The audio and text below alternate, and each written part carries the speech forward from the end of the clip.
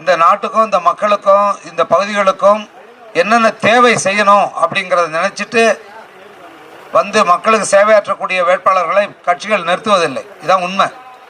அப்போ மக்கள் என்ன செய்வாங்க?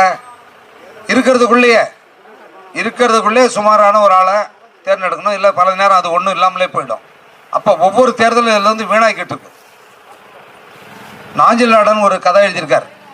அதுதான் நான் இந்த இடத்துல சொல்லணும். 48 ஆண்டுகளுக்கு முன்பு எழுதப்பட்ட அந்த கதை வாக்கு பொறுக்கிகள் கதை பேர்.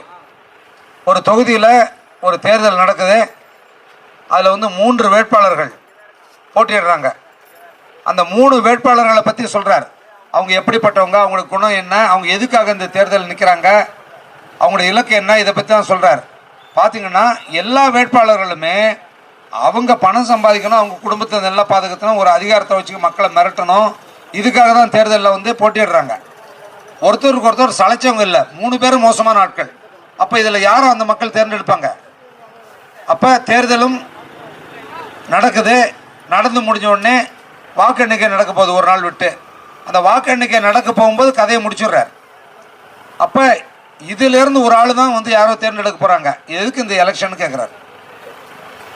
48 ஆண்டுகளுக்கு முன்பு எழுதப்பட்ட ஒரு 30 மொழிகளில் வந்து மொழிமாற்றம் செய்யப்பட்ட இந்த சிறுகதை தான் இந்திய தேர்தல் அரசியலோட முகம்.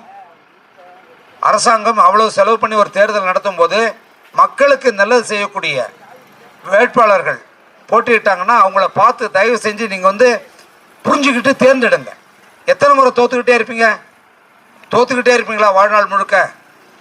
இந்த தேர்தலில் தங்கர் பச்சான் போட்டியிடுறது உங்களுக்காக, என்னுடைய மக்களுக்காக தான் நான் வந்து போட்டிடுறேங்க. மற்றவங்கெல்லாம் அவங்கள வளர்த்துக்கிறதுக்காக, அவங்க கட்சி பெருமைக்காக போட்டிடுறாங்க. பாட்டாளி மக்கள் கட்சி தவிர எனக்கு யாராவது ஒரு இடம் தருவாங்களா?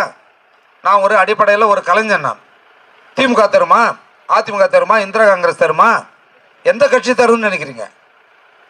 அவங்களுக்கெல்லாம் வேற ஒன்று வேணும். நான் இந்த மக்கள் மனங்களை வென்றிருக்கேன்.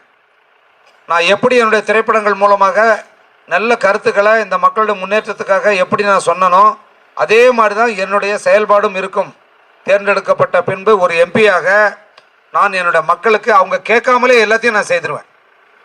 அவங்களுக்கு தெரியாது சிலதெல்லாம். உலக அளவில் இன்னைக்கு எவ்வளவோ வசதி வாய்ப்புகள் இருக்குது. முதல்ல அந்த படிக்காத பசங்க ஒருத்தம் கூட அங்கே இருக்கக்கூடாது. 2வது படித்த பசங்க வேலை இல்லாமல் இருக்கக்கூடாது. வேலை இல்லாமல் என் கண்ணில் நிற்கவே கூடாது. நான் எவன் காலையிலே விழுந்தாவது நான் வேலையை வாங்கி கொடுத்துருவோங்க. என்கிட்ட வந்து வேலை கொடுன்னு கேட்டால், ஆனால் கொடுக்குற வேலையை பார்க்கணும். வேலை இல்லாத ஒரு மாவட்டமாக நான் மாற்றுறேன். அதை இதான் நான் செய்ய வேண்டியது.